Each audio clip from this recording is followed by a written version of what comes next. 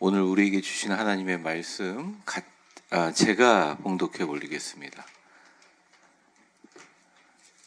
주께서는 주의 크신 긍휼로 그들을 광야에 버리지 아니하시고 낮에는 구름 기둥이 그들에게서 떠나지 아니하고 길을 인도하여 밤에는 불 기둥이 그들이 갈 길을 비추게 하셨사오며 또 주의 선한 영을 주사 그들을 가르치시며 주의 만나가 그들의 입에서 끊어지지 않게 하시고 그들의 목마름을 인하여 그들에게 물을 주어 40년 동안 들에서 기르시되 부족함이 없게 하심으로 그 옷이 헤어지지 아니하였고 발이 부르트지 아니하였사오며 아멘. 옆 사람에게 한번 축복하겠습니다. 오늘도 승리하셨습니다.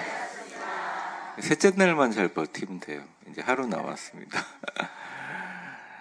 사랑하는 성도 여러분, 제가 전제를 하나 깔고 시작하겠습니다. 저는 목회자 중에 성령에 대해서 굉장히 많이 설교하는 사람 중에 하나에 속하는데요. 제가 오랫동안 성령에 대해서 얘기하면서 성도들이 그 말씀을 듣고 삶에 적용할 때 되게 어려워하는 분도 있고, 어떤 분은 잘 안 되니까 까먹어 버리시는 분도 있고, 아니면 어렵지도 않고 잘 적용하려고 노력도 하는데 잘 안 되니까 그러니까 소위 말하는 세상의 학문이나 아니면 어떻게든 이해할 수 있는 방법으로 성령을 받아들이시는 것들이 있다고 생각합니다.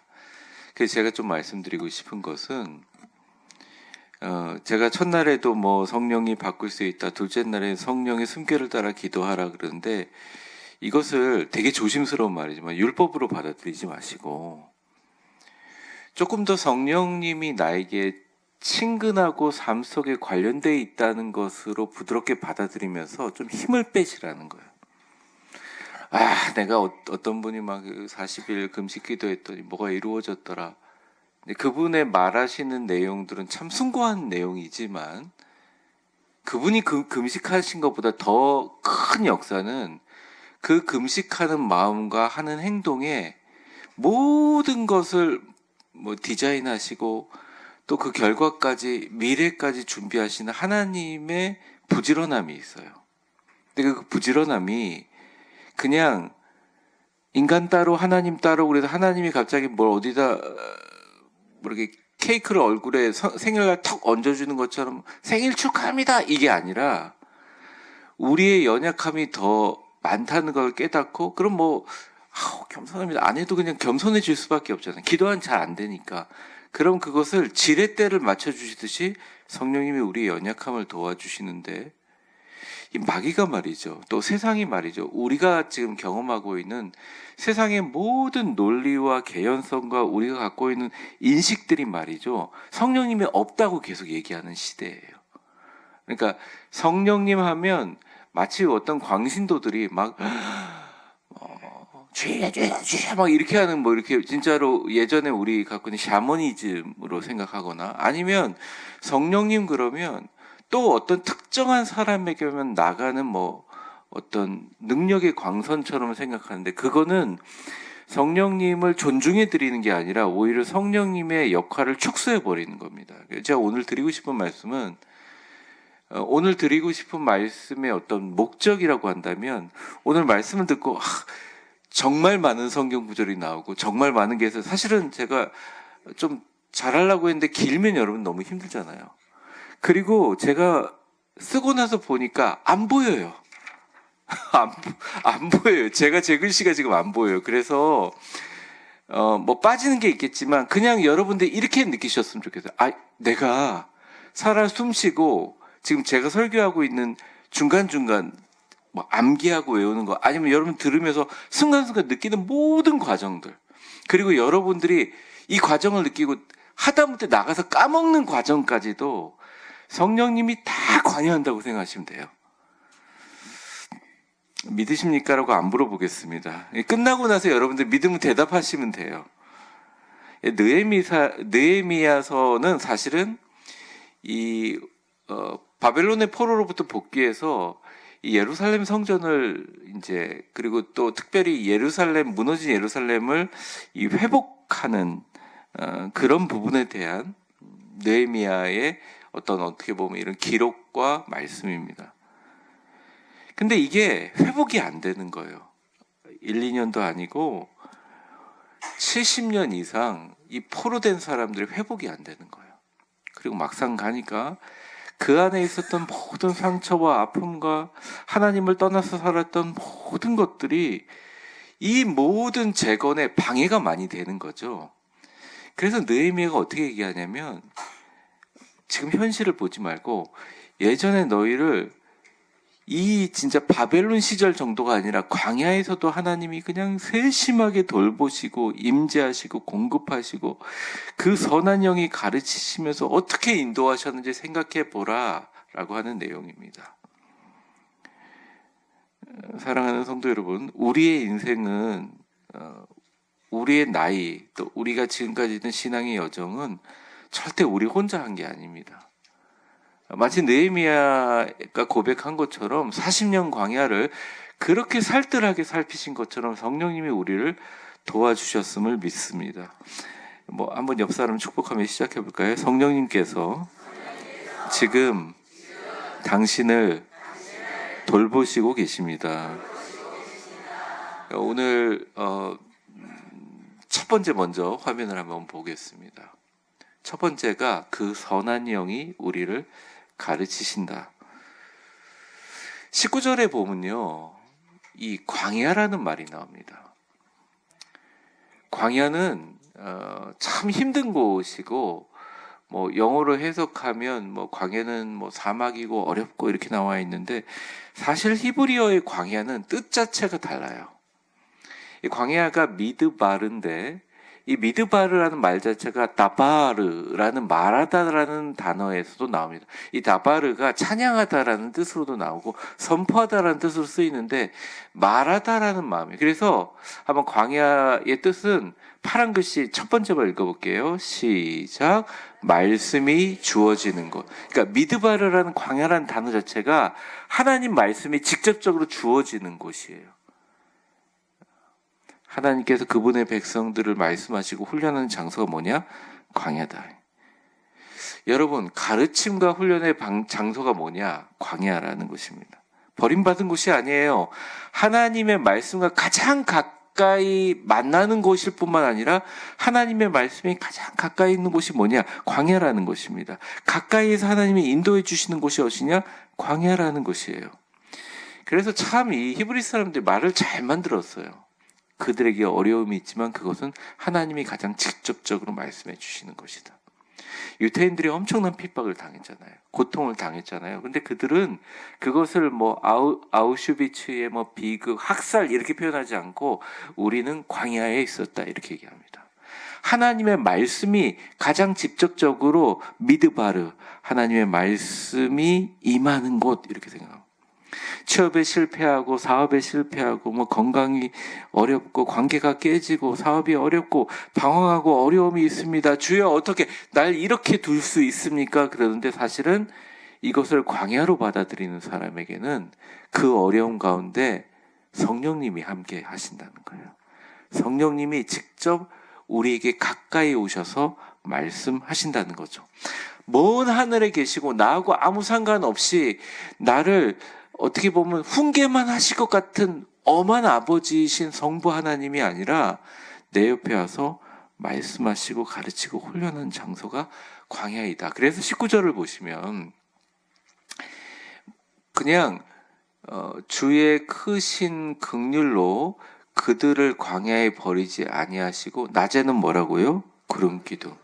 근데 밤에는 불기둥이 인도한다. 이렇게 됩니다.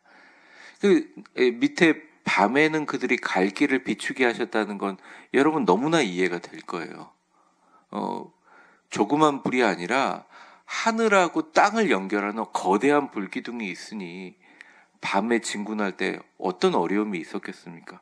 들짐승들과 야생짐승들, 정말 맹수들이 공격도 못했겠죠. 그런데 이제 낮에는 구름으로 이동한다는 말은 그럽니다. 여러분 성경을 자세히 읽어보면 이스라엘 사람들이 어쨌든 가나안으로 가기 위한 광야의 여정이지 광야에서 살라고 주님께서 보내주신 게 아니잖아요. 우리 인생도 사실 똑같은 거거든요.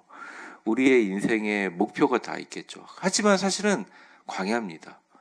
여기 어르신들이 좀 있어서 더 잘 아시겠지만 너무 한순간에 비처럼 지나가는 게 인생이에요. 그래서 어떤 분은 그걸 소중히 여겨라, 어떤 분은 허무하다, 어떤 분은 공허하다, 다 아무것도 아니다 이렇게 얘기하는데 사실 정답은 뭐냐? 인생은 그냥 광야인 거예요. 하나님의 말씀이 가장 가까이 경험할 수 있도록 늘 24시간, 아니 영원히 하나님과 머물 천국에 가기 전에 텐트 치는 과정이거든요. 근데 광야에서 하나님께서 어떻게 보여주시냐면 이스라엘이 진군하다가 텐트를 쳐야 될 때가 있으면 이 구름 기둥이 가다가 딱 멈춰요. 멈추면 여기다 텐트를 치라는 말이구나. 그리고 텐트를 쳤다는 말이에요. 하나님이 가시적인 모습으로 이 성령 하나님, 거대한 하나님 영광이 그렇게 보여져요. 그러다가 떠날 때가 되잖아요. 그러면 구름이 텐트 위에 머물러 있다가 아주 낮게 구름이 있다가 구름이 하늘로 싹 상승해 버립니다. 이게 굉장히 구약 성경에 자세하게 나와 있어요. 그러면 이동하는 겁니다.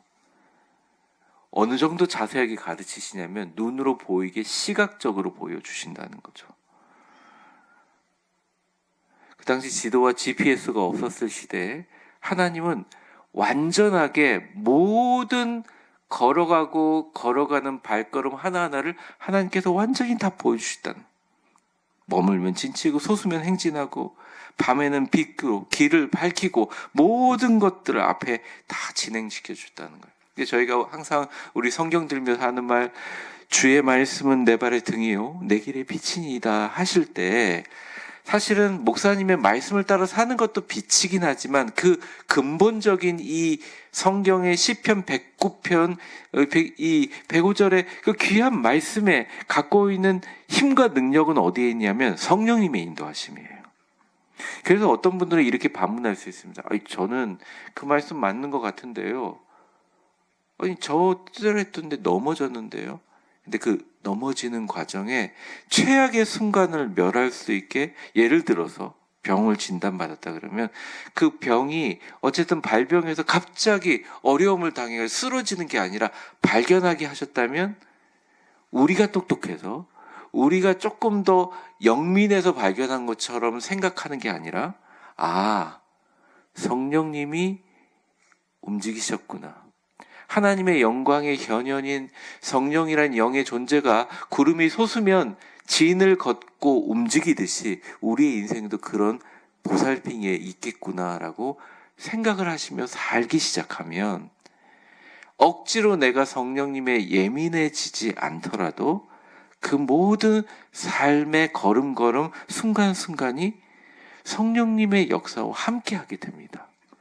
그래서 참 신기한 것은 하나님의 성부의 능력과 우리를 위해서 죽으시고 보좌 위에서 기도하신 성자 예수님의 거룩하심과 그의 은혜도 엄청나지만 성령님이 순간순간 나에게 역사하시고 계시다는 것을 느끼기 시작하시면 그 사람은 되게 약해 보이고 어려워 보이지만 성령님의 그 보살킴과 인도하심이 발등에 켜져 있는 등처럼 내 발 앞에 환하게 비치는 빛처럼 아주 멀리는 아니지만 순간순간을 인도하심을 느끼고 성령님과 함께 걸어간다는 것입니다.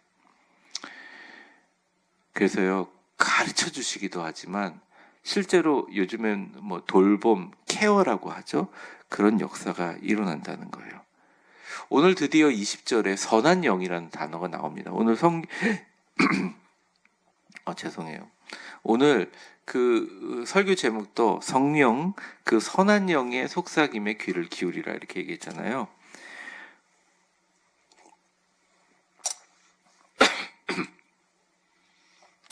선한 영이라는 말을 성령이라고 구약에 나와 있는 표현으로 사용하죠. 선한 영을 주사 가르친다 이렇게 나와 있습니다. 한번 박스를 보여주시면 여러 말이 쓰여 있지만 영이라는 말 자체는 숨결이라는 말입니다. 제가 어제 기도 얘기하면서 설명했지만, 근데 이 토바라는 말은 특별한 뜻이 있는 거 아니에요. 그냥 좋은, 선한, 사람 좋은 이런 표현이 더 맞을 것 같아요. 굳이 한국말로 하면. 우리는 한국말로 좋다 그러면, 굿이라 그러면 진짜 최고 퍼펙트를 생각을 하는데, 히브리어의 이 굿이라는 말은 좋은 사람, good person, 괜찮은 사람, 뭐 원만한 사람. 근데 여기서 말하는 이 선한 무슨 원만한데 이게 딱딱 그때 맞게 목적에 맞게 유익한 원만함이에요. 그러니까 이분이 참 저한테 잘해주는데 이분이 지금 제가 목이 좀 막혔는데 이러면 아이고 목캔디 그리고 갖다 주는 사람이 있죠. 그런 선함이에요. 그래서 네, 이제 올려주셔도 돼요. 이 느헤미야에서 얘기하는 그 선한 영이라고 얘기할 때는 진짜 깨알같이 옆에서 잘 챙겨주시는 분이에요.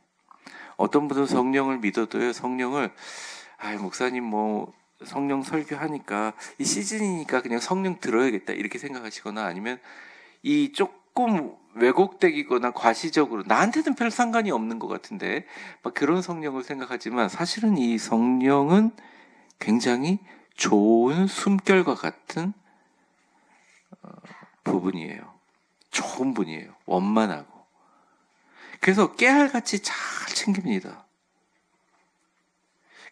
성령을 구약 성경의 성령을 선한 영이라고 부른 것은 진짜 실제적인 유익을 주었기 때문입니다. 하나님의 목적에 따라 우리에게 유익을 주신다는 거예요.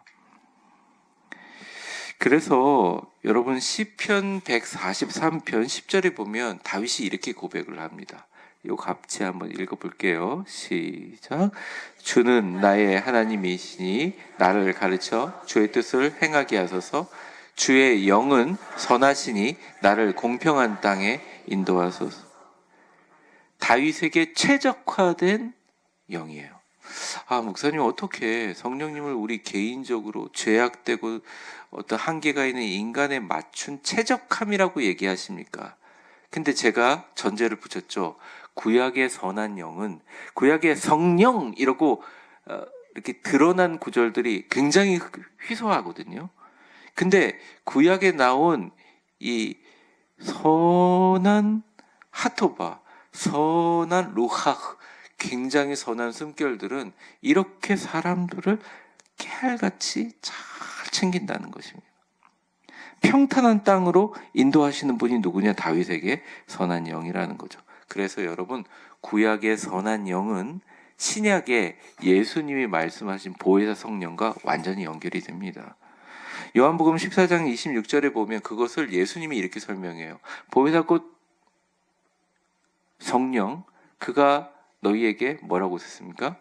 모든 것을 가르치고 내가 너희에게 말한 모든 것을 생각나게 하시라. 이 제자들에게 하신 말씀이거든요. 여러분 예수님을 3번 부인하고 저주까지 했던 베드로가 그때는 알았겠어요? 내가 설교했더니 3,000명이 제자가 되는 사건을 알았겠습니까? 베드로가 머리가 좋아서 베드로에게 갑자기 지혜가 생겨서 생겼다라고 하지만 성령님이 하신 거예요. 가르치고 내가 너에게 말한 것들을 생각나게 할 것이다. 말할 것을 가르치실 거거든. 그래서 여러분 어려운 비즈니스 미팅이나 아니면 인생에 큰 고난이 있어서 어떤 사람을 상대할 때 그때 불러야 될 게 성령님. 성령님 나에게 말할 것을 가르치십시오. 그러면 정말 그 사람의 마음을 완전히 바꿔줄 수 있는 단 하나의 단어, 단 하나의 어떻게 보면 동력들을 입술로 말하게 만들어 주세요. 성령님이 우리의 기도를 들으시고 응답하실 때 그런 기적의 역사가 일어나게 됩니다. 이런 케어 시스템이 어디 있습니까? 이런 돌봄 시스템이 어디 있냐고요. 성령님이 그런 역사를 하신다는 것입니다.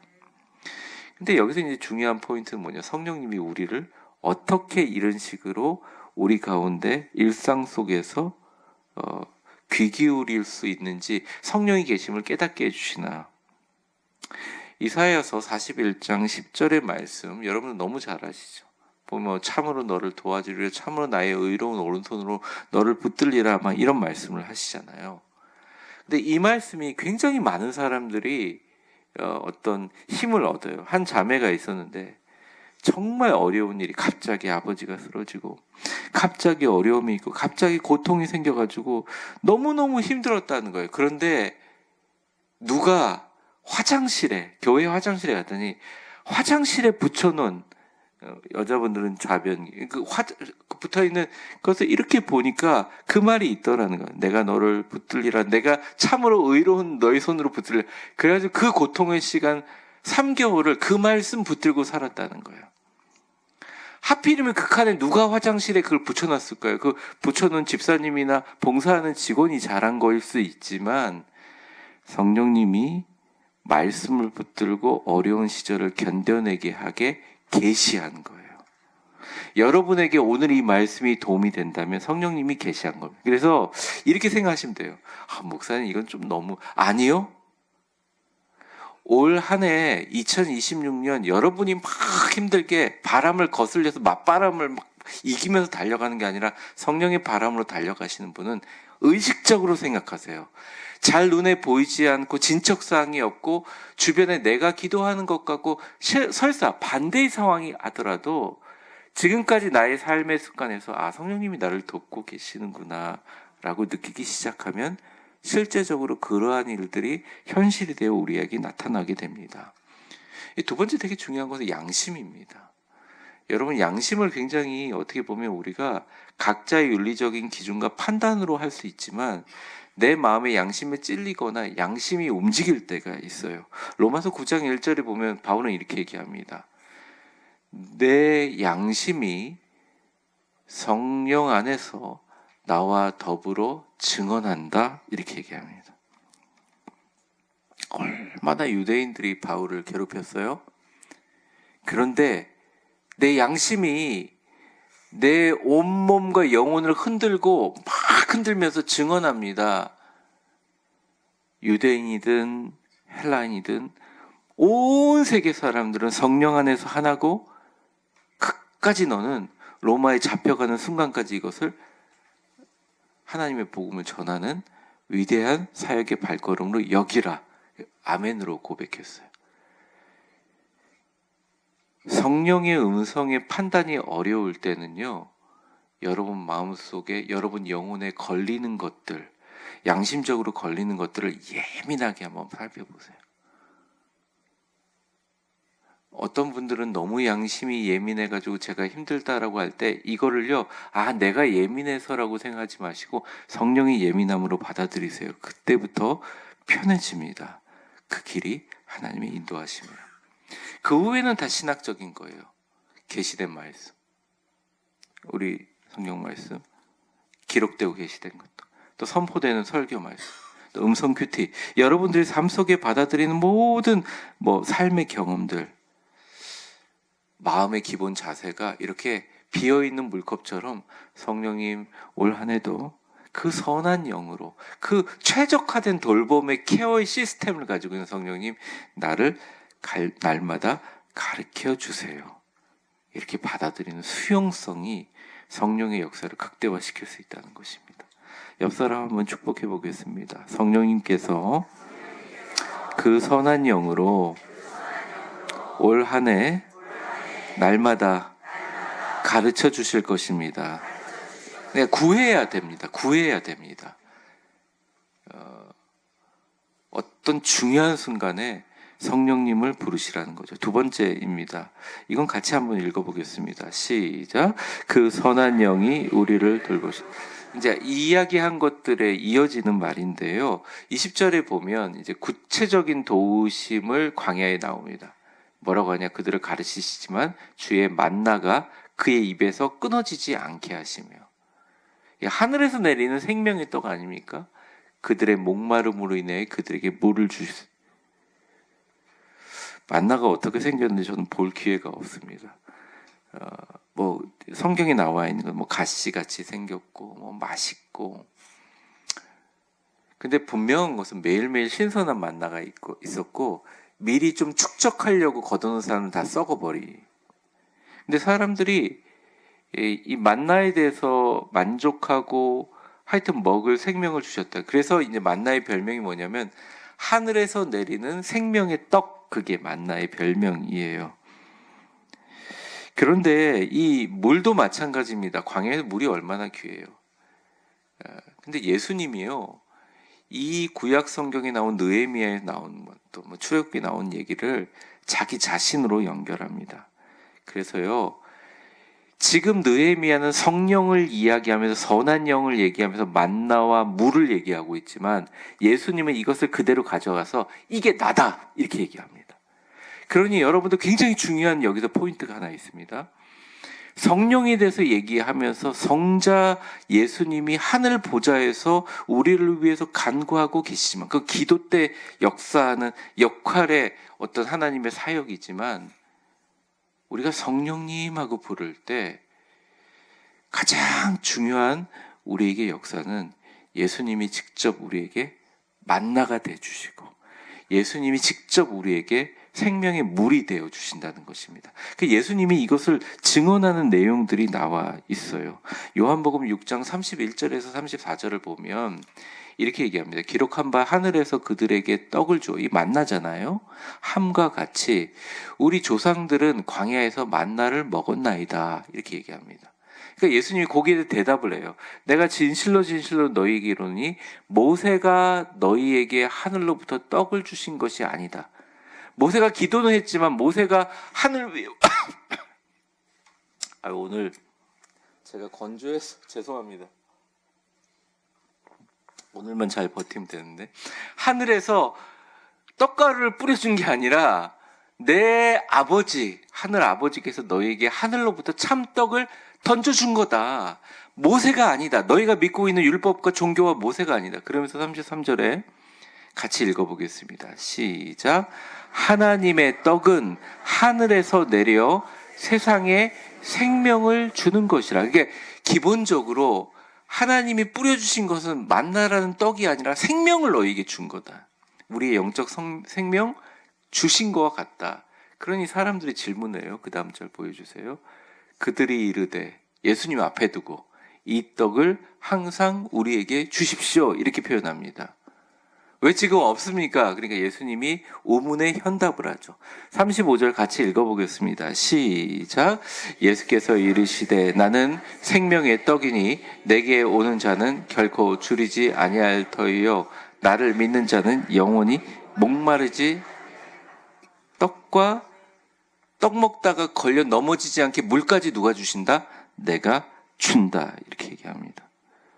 바로 이어볼까요? 요한복음 7장 37절에서 39절. 여러분 너무나 잘 아시는 거죠. 그 배에 생수의 강이 흘러나리라. 그 다음에 넘겨보세요. 이는 뭐라 그랬어요? 예수님을 믿는 자들이 받을 뭐라고요? 성령을 가르쳐 말씀하신 것이라.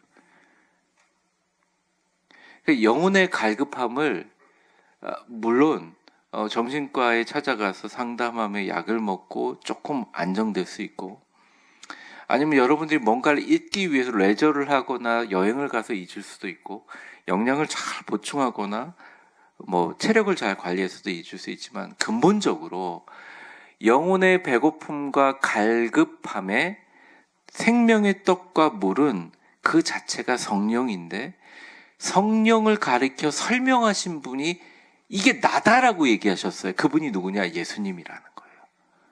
그러니까 즉 성령은 우리 곁에 성령이 공급하는 돌보시는 케어 시스템의 최고의 수준은 뭐냐? 예수님을 느끼게도 만들어줄 뿐만 아니라 예수님이 우리 삶 가운데 역사하게 만들어주신다. 근데 이게 인간의 언어나 어떤 논리적으로 설명을 할 수가 없는 거예요. 자녀에게 위급사항에 어떤 어려움이 있었다. 예상치 못한 어떤 역사가 있었다. 하나님이 나를 도와주시구나. 잘 알지 못하거나 못하지만 주님께서 함께 하시구나. 그럴 때 여러분은 느끼시는 겁니다.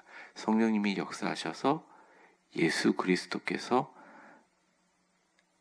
나와 함께 계시는구나. 오늘 마지막 절이 이제 21절인데요. 시간의 한계가 있기 때문에 오늘 이 정도 21절 보여주세요. 40년 동안 들에서 기르시되 부족함이 없게 하셨다라고 하면서 보면 그 옷이 헤어지지 아니하였고 발이 부르트지 아니하였사오며. 여러분, 옷 어디 가다 걸리면 찢어질 수 있잖아요. 발도 약한 사람들 부르트릴 수 있잖아요. 저도 발이 문제입니다.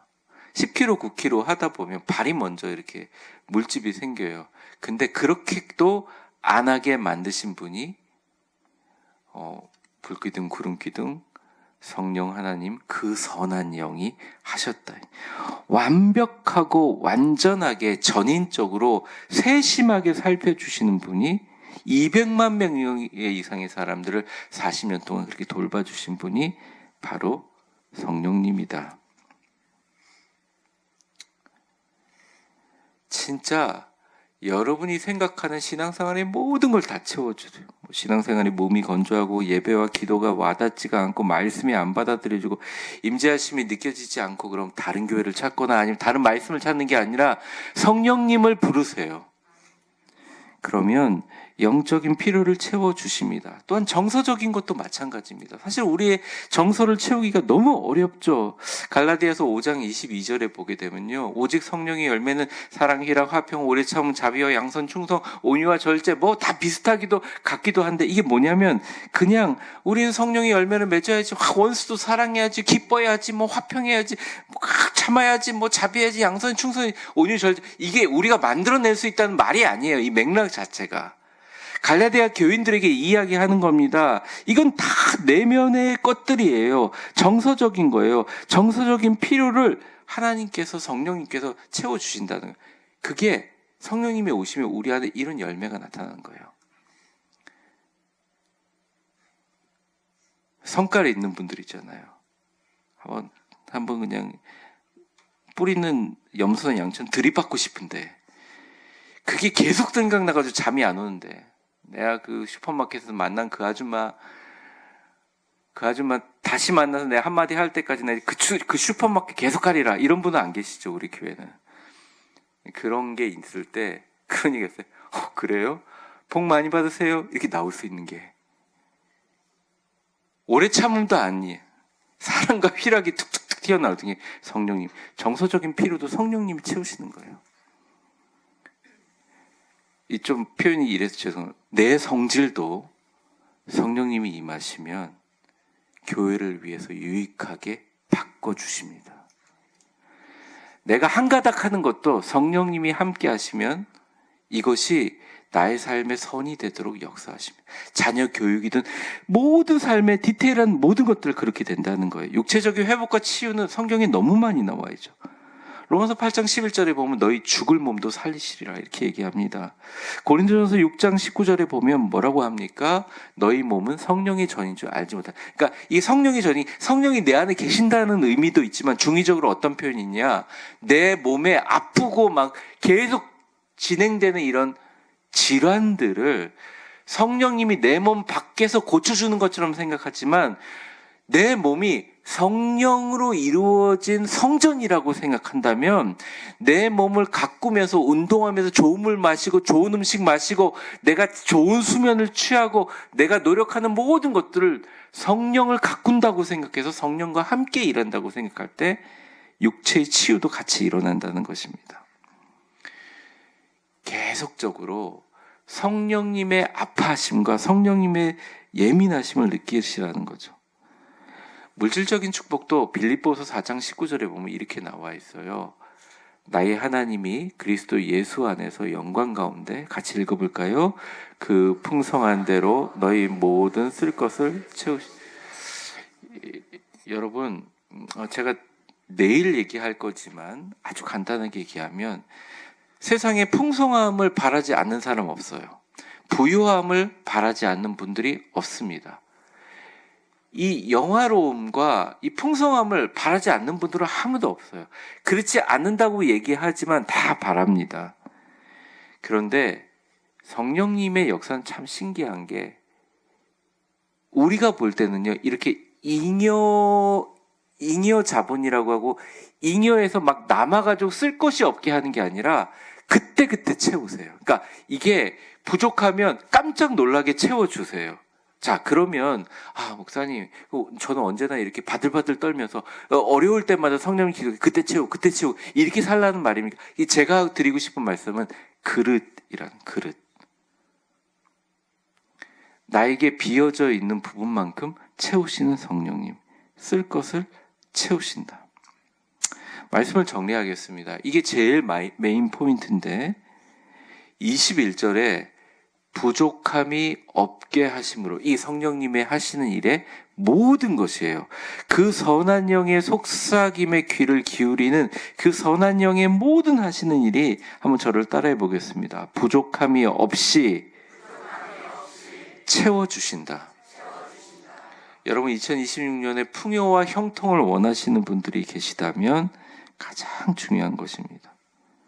절대 그때 공급받아 모자르거나 부족함이 없게 하시고 모든 것을 채워주시는 게 성령님이라는 것이, 이거의 전제 조건은 우리의 일상 속에 일어나는 모든 일들이 성령님이 관해서 역사하심을 믿고 그 선한 영의 속삭임에 귀를 기울이는 거다. 오늘 말씀 듣고 여러분들 딱 나갔는데 추워서 차에 시동이 갑자기 안 걸리는 거예요. 성령님 왜 그럽니까? 오늘 은혜 받았는데 왜 시동이 안 걸려요? 성령님! 그리고 차를 한 대 통 때리고 시동을 누르는데 부르릉 걸려요. 뭐죠? 그래서 이게 말이 됩니까? 말 돼요. 성령님의 속삭임. 오늘 내가 꼭 만나고 싶지 않는 사람이 하필이면 그 사람을 만났어요. 그 사람이 갑자기 나한테 웃으면서 인사를 하네. 이게 웬일? 그러면서 치체링 그냥 잡담하다가 나가는데 괜히 그 사람한테 묵은 감정이 풀려요. 누구? 성령님의 속삭임. 여러분, 이게 미신적인 것 같습니까? 발이 부르트지 않게 하신 분들이, 아니 광야에 샌들 신고 걷는데 발이 어떻게 안 부르트를 수 있어요? 성령님은 누구만의 전유물이 아닙니다. 삶의 모든 살아 숨쉬는 순간마다 우리가 의식하든 의식하지 않든 가르치시고 돌보시고 쓸 것을 채우십니다. 올 한 해 동안 여러분들 그 속삭임 따라 걸어가셔서 돌보시고 인도하시고 부족함이 없게 하실 줄 믿습니다.